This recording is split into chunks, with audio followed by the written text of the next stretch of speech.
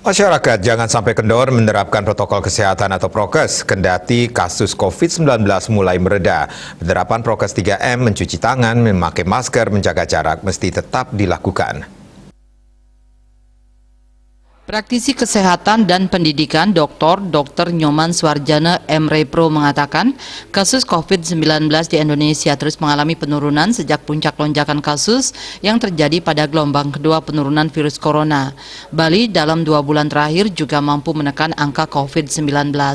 Ini terlihat dari jumlah kasus positif di Pulau Dewata turun drastis hingga 95%. Pembelajaran tatap muka PTM terbatas juga telah dijalankan di sekolah-sekolah, terutama yang berada di wilayah PPKM level 1-3. PTM terbatas yang sudah dilaksanakan tetap harus menerapkan protokol kesehatan yang ketat sesuai dengan panduan penyelenggaraan pembelajaran di masa pandemi COVID-19 dari Kemendikbudristek agar tidak terjadi penularan COVID-19 di sekolah walaupun kasus sudah menurun.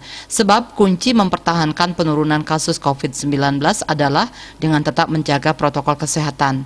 Selaku pengelola sekolah, Suarjana berharap COVID-19 makin mereda sehingga pelaksanaan pembelajaran tatap muka PTM bisa lebih dilonggarkan dengan prokes ketat.